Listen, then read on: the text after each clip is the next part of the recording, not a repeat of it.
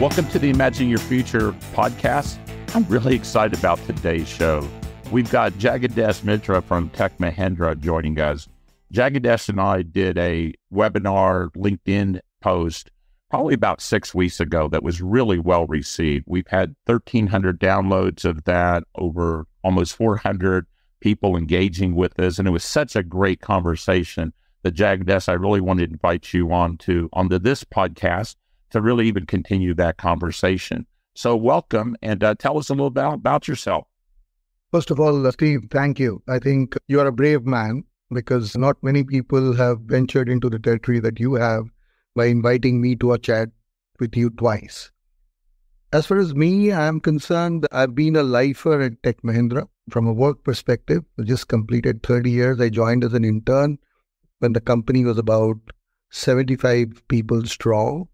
And 30 years later, very proud to say that I've been a part of a team which has been absolutely entrepreneurial, had a lot of exciting opportunities, started from 70 people to today 160,000 people in 90 countries globally. And I've always felt growth is the biggest mantra for everyone because it creates so many opportunities.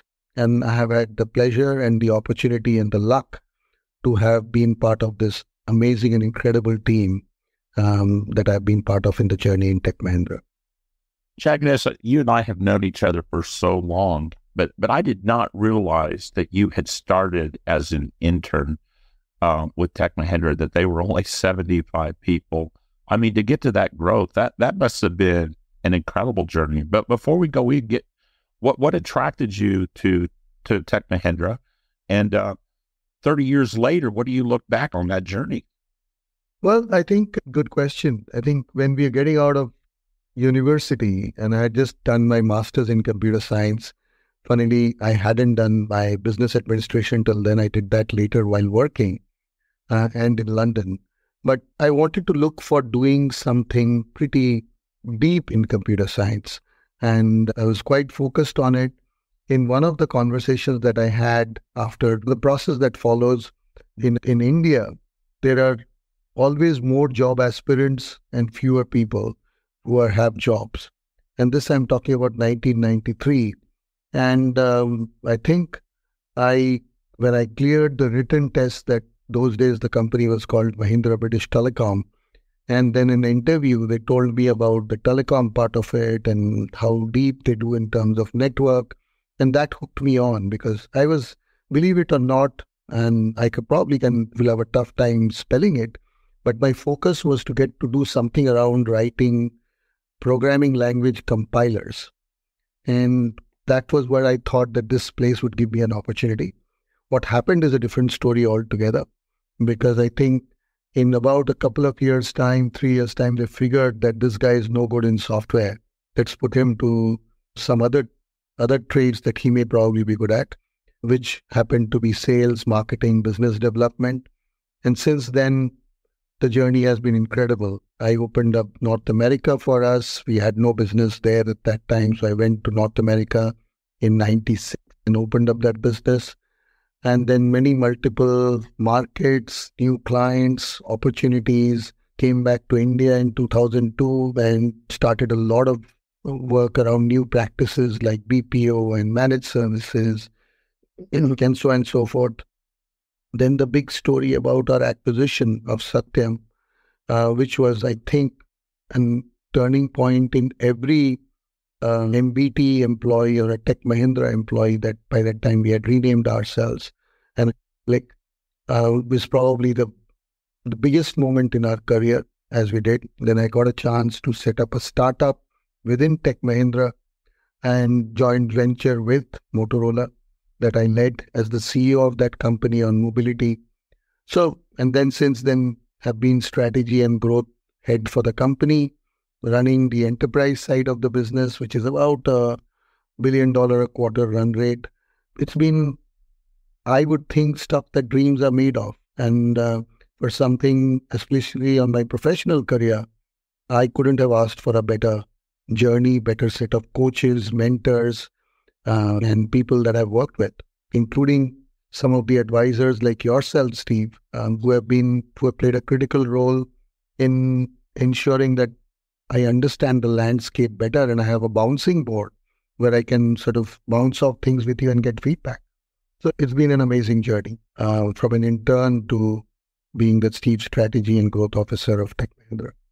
That is really an amazing story, Jagdish. And again, it just shows the space that we're in, the time that we're in, and the incredible growth. If I was software engineer as well, completed my computer science, started the business in telco as well with MCI.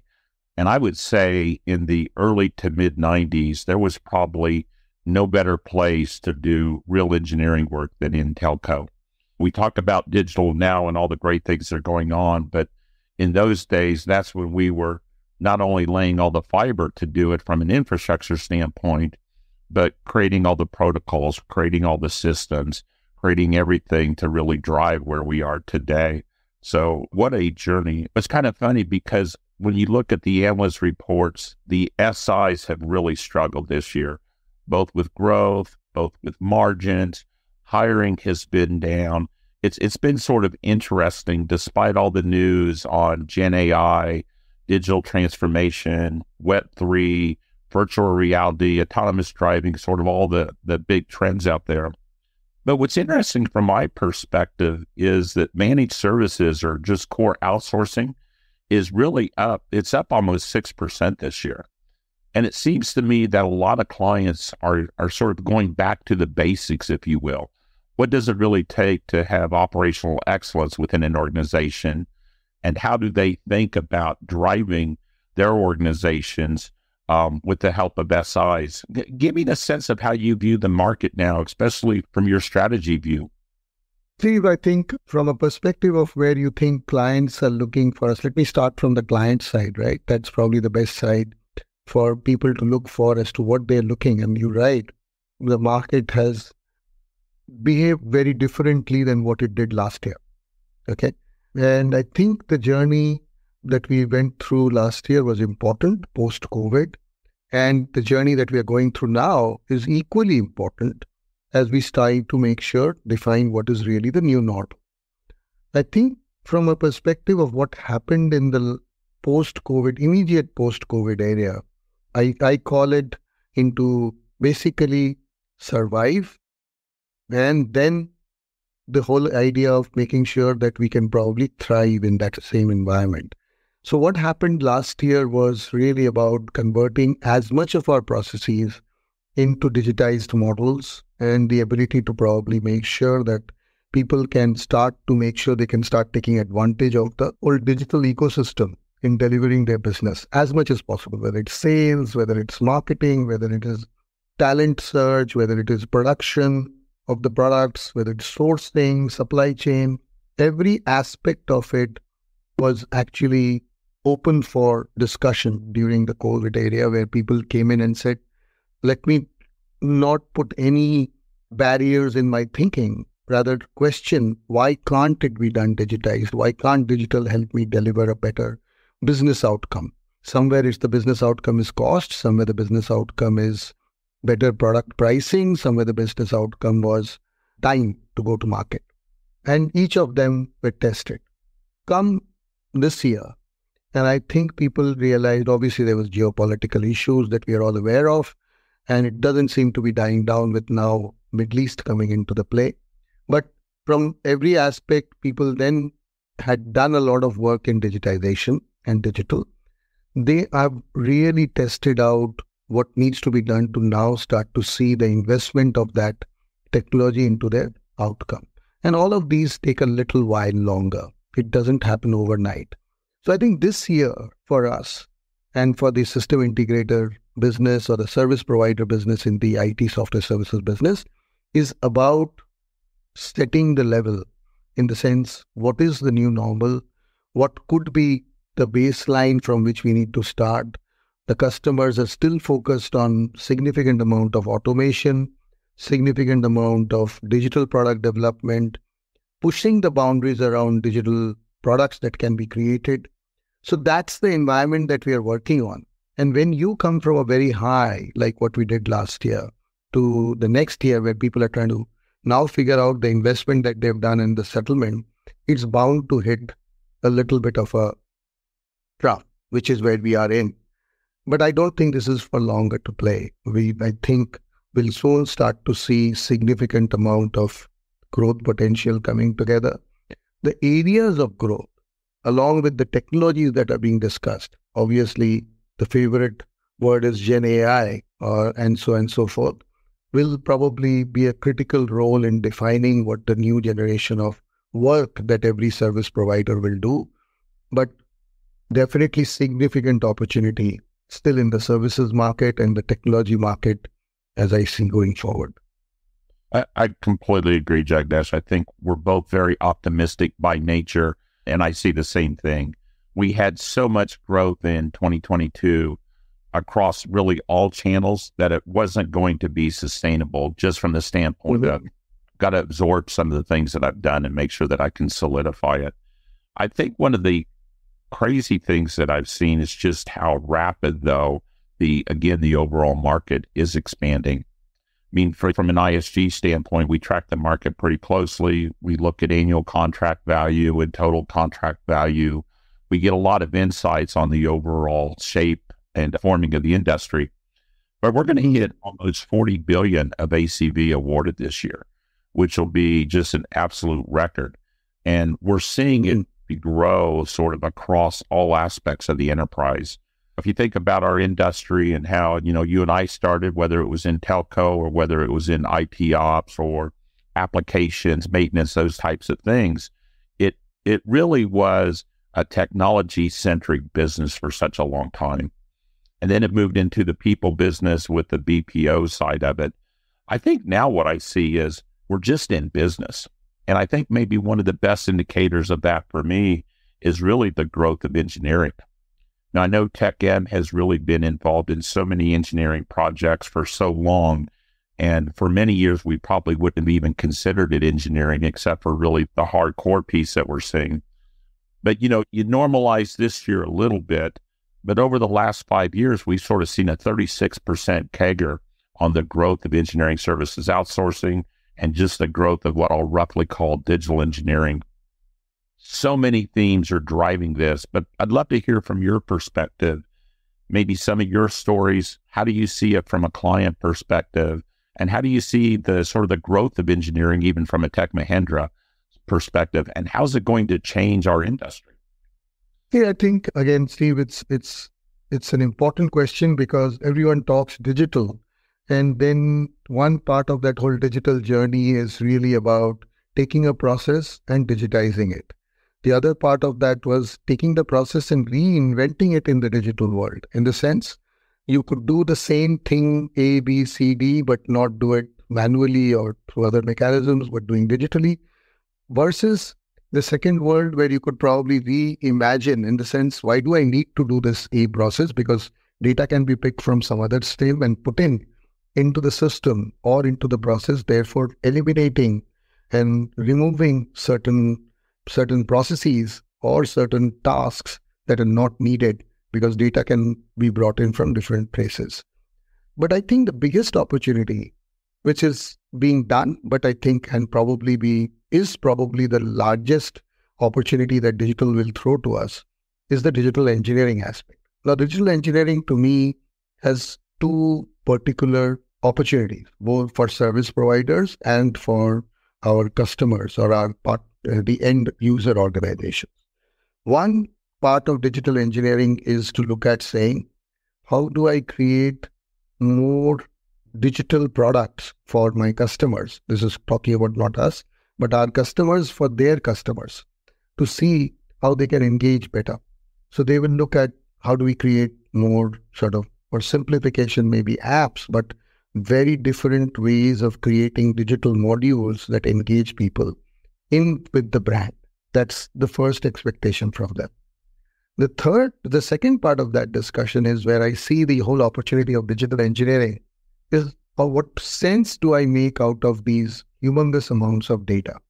And there, again, there are two parts of it. One, which is insights, analytics, which tells us what can I do, what actions can I take, what is this telling me about what's going on. I mean, to no Indian conversation can go without cricket. There's so much data analytics that goes into the sport. We in Tech Mahindra have been involved in driving some of the work that we do with the BCCI and the ICC and the IPL and so on and so forth. And I think we still scratched only the surface. The opportunity for it to be told, saying, what do I need to do? What action needs to be a cricketer or a bowler or a batsman needs to take is all mapped into it. That's to the inside. But the most exciting part is when digital tells you, or digital engineering allows you to create new products. I mean, the best example that comes to me is from a retail company, I think it's Amazon, which really analyzed the fact of how some of its wholesale buyers were buying. They're buying a lot of stuff and they become a big part of their channel to the consumer. However, some of these guys obviously always had, because they're small businesses, had cash flow issues in running them. Amazon could figure out that the sporadic nature of buying and the way it's actually working together gave them a sense of saying that we probably need to get into helping these guys finance. And they started slowly with that, and they now have converted almost into a financing business, equivalent to what a bank does or a digital bank. But this time the advantage is I know what Steve as a business, small business, or Jagdish as a small business are wanting to buy. When do they buy? When do they need the money? And you have everything around it. So they've suddenly crafted a new product, a new service line based on the data and the analytics. I think these are the three stages of engineering. That's his huge opportunity for, again, service providers like us. Digital engineering broken down into aspects of product development, aspects of insight and analytics, and aspects of making sure that we are able to create new channels and new sources of revenue. I really like how Chris that is, Jagdish, as well. And I think the three, so the product development, the data and insights, the digital products with the analytics is really a great way to think about it. But you're absolutely right about the level of analytics that are being applied to sports and, quite frankly, anything now. And back to your AWS story, the US is also doing what they call AWS stats, which breaks down almost every play in the NFL, the National Football League. And it's incredible when you get behind the numbers on a sport, on how much analytics and data is really driving the aspect of every play. Because I've been in London for a while, I hadn't seen a lot of American football, so I've been catching up over the last 2 weeks. And what was amazing is now they give you predictions and stats on the probability of going for a play. So if it's 4-2 on the 22-yard line, what's this probability of getting a first down or kicking a field goal or whatever? And they're applying real-time analytics to the game. So you're right, digital has changed just so much of our life on the engineering side. Let me ask you a follow-up question on the data and insights piece, because I think this is where so much of the next evolution is going to come from.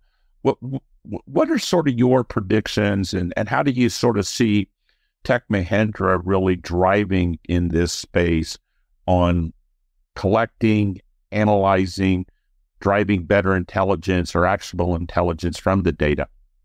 Well, I think, Steve, absolutely critical for not just Tech Mahindra, for any business and any technology company to be able to remain as a leader or to be making headway in business. But because you mentioned AWS, I do need to complete that thread. It's funny you mentioned them, and you mentioned them in context of sports and NFL. We and AWS are partnered on probably the first ever sports cloud development. And we are doing that on an AWS platform, and we are extremely proud of our partnership. You'll hear a lot about it as the World Cup comes to an end. But this could be the first one of its kind. I'm confident this is the first one of its kind, where we're building something which has three aspects of what we think makes sports and analytics go hand in hand and creates a great business opportunity. Is about content, about community and commerce. And I think each of these three things we'll be doing jointly with AWS, and you'll hear more from us. Coming back to this question about the importance of the future of insights and what do we need to do over there, I think it's all innovation at the end of the day that we're looking at will be about improving user experience, about developing better technology that is more efficient and more intuitive for users. And the only way to get that out for every product is about that. I mean, and this is irrespective, I strongly believe, Steve, is without focusing only on B2C, but it's true for B2B also. If I am to go to talk to my client, I'm in a B2B business in Tech Mahindra, and I'm going to talk to my client, I have every tool in my hand today, and the more sharper I am, the more competitive I'll be if I'm able to use the data and understand what do this person like, what do I need to talk to him about, what could be his objections, and how do I make sure I prepare for it. That whole modeling will be told for me to be personality-wise, business-wise, all aspects are today available in the data world for us to be able to better prepare. So to me, every frontier discussion, whether it is an AI-powered self-driving car, or we are talking about autonomous taxis, or we are talking about anything to deal with self-healing programs that healthcare and pharma companies are talking about, each of them have got only a humongous amount of data and data insight capability to be driven. And I just wanted to make sure the difference that we sometimes only focus on the B2C type of businesses, the retail businesses, the banking businesses, the telecom businesses, the automotive businesses who sell to consumers. But we don't realize that there's a bigger role also for B2B companies to drive data insights and analytics to be able to make a better business engagement with their customers. And I think this is an area which will only get better and sharper. And the opportunity, therefore, for all business analysts or people joining the industry, either at the user end or at this, is about how they are able to smartly connect the dots. They know where the data is going to be put from A source and B source and C source and make a meaning out of it. And that's the guys that will really be the ones that will define the future. Well said, Jagdish. I think if anything, the B2C world and the experience that we expect in the B2C world has carried over into the B2B world. And we expect that same level of experience. We expect that same level of analytics and insights as we're driving those decisions, regardless of what we're doing. And the sports piece, congratulations on doing that. Sports is one of those things that pull communities, nations, cities, colleges, etc., together in such a great way. And it is a great way to test a lot of different technology and things to make it such a much more immersive and shared experience, if you will. So really good. Let me change topics just a bit. I suspect you've heard about this Gen AI thing. Maybe it's got a few news cycles going. It's been in the news once in a while. I think I've heard a little bit about it myself. Even last week, the OpenAI conference and Sam Altman's presentation just was eye-opening on what they're bringing out. Microsoft is creating their own AI chipset now that they've just announced. One of my absolute favorites is, I don't know if you've seen it, but it's called the AI pin from Humane, which is essentially a little device on your shirt. It projects onto your hand. It has all this amazing technology integrated in, but it's truly all about creating this experience for people, for individuals, for companies, etc. To, again, I think Microsoft's got the word right, to be our co-pilot. Well, what's interesting, and from an ISG standpoint, we've really looked at this hard, as everybody has, right? We're certainly not alone in this. We've looked at lots of different use cases. We see how enterprises are adopting.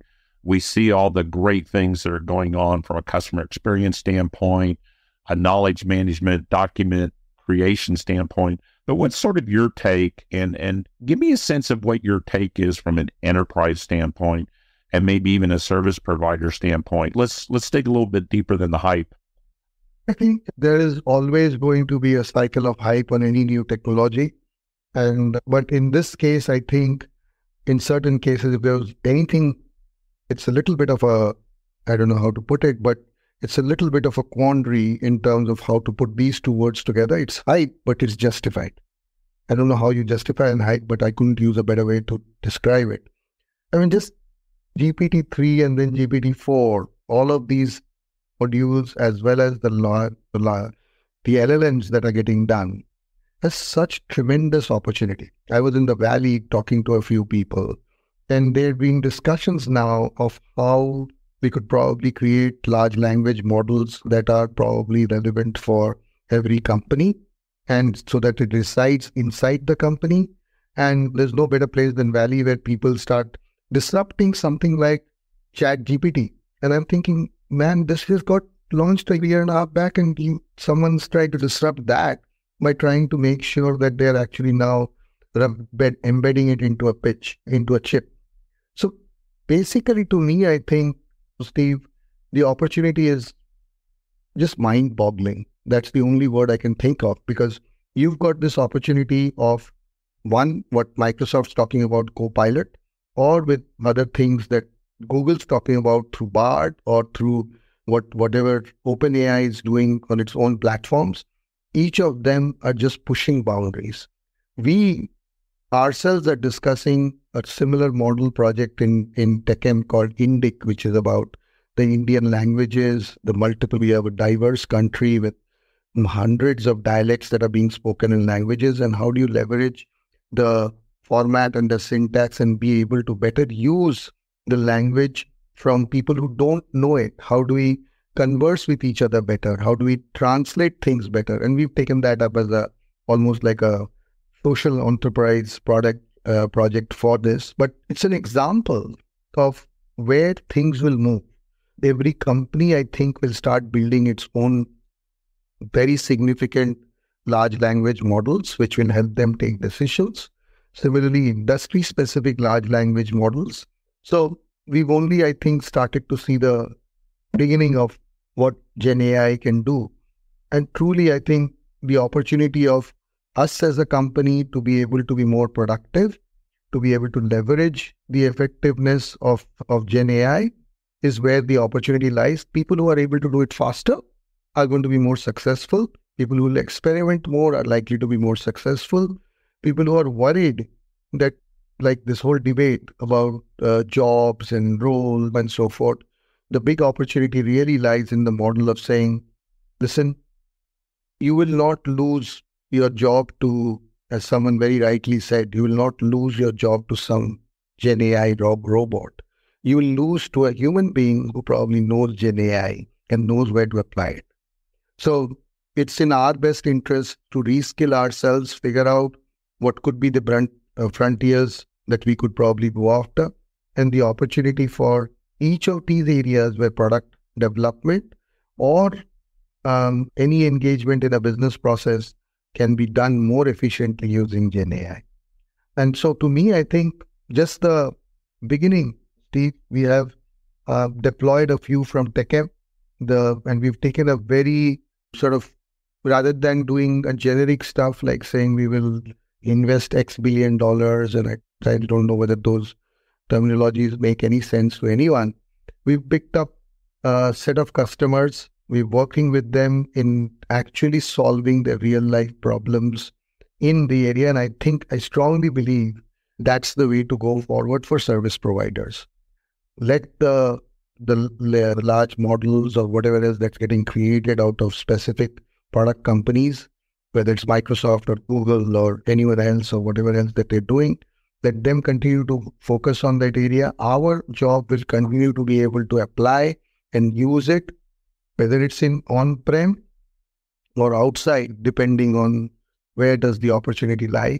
That's where the opportunity lies for service providers and system integrators. Solve specific problems. And that's what we are here for. Absolutely agree, Jagdish. I think you said it really well, that that's really the key on solving client problems. We can get lost in sometimes the tech, sometimes but solving it. And like you, I absolutely agree that It's not going to displace consulting or advisory or SIs, but it will displace those that aren't using the technology and aren't enhancing themselves. It's interesting because even ISG, we launched ISG GPT several weeks ago. And with the launch of individual GPTs now, with that OpenAI 4.0 Turbo announced last week, we've already started experiments.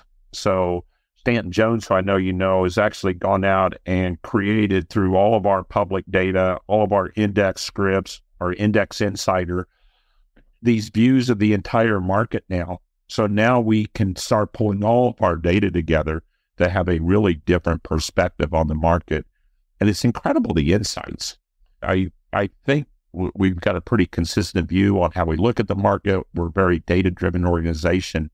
But when you go back and pull in all the scripts, all the indices, all the data that we talked about over the last several years, it's really incredible to see the answers to the market and the things that start evolving as we come forward.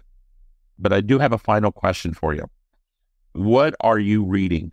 This year has been tough for a lot of us, myself included. So I'm always reading and always trying to understand what others done. What's on your reading list? One of the big things that I am a big fan of is really a combination of business books as well as a little bit more on things like psychology, etc. So for me, I think the books that I really love to read and what I'm reading now is a book called The Hard Thing About Hard Things by Ben Horowitz. I just finished it. What a great book. It is a brilliant book. Yeah. And the other one is Simon Sinek's Start With Why. And I just love the way Simon puts the story together, but I think it's just very critical in the way he has portrayed those stories. And the final one that I do want to catch up on, I haven't read about it, is this called Atomic Habits. And I think it's as I was telling you, it's a combination of business plus some of the books that people talk about. And those two are the ones that I'm reading. I typically tend to read two books at the same time. Maybe call it I get bored or I pick up something else or whatever else.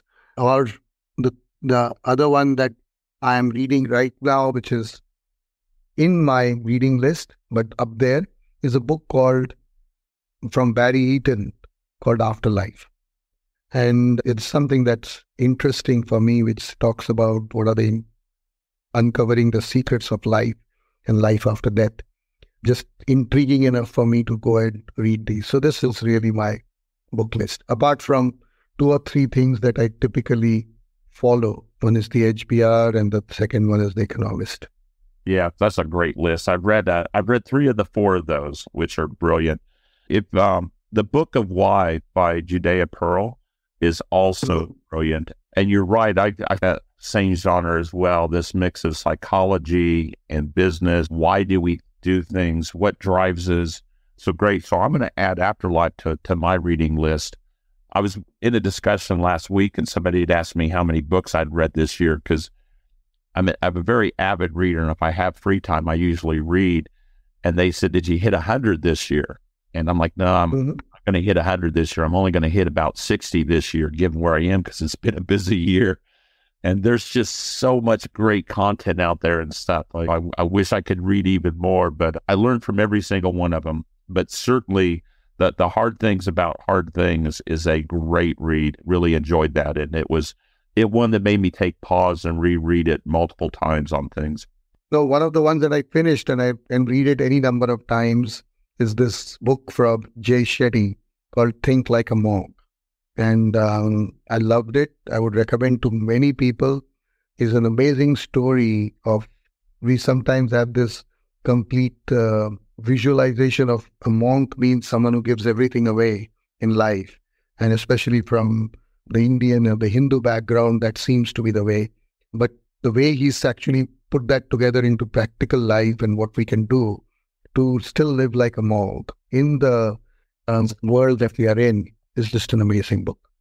That's good. I'm going to put that one on my list. Well, Jagdish, thank you so much for taking the time. I know how busy you are. I know our audience is really going to appreciate that. So sincerely, thank you.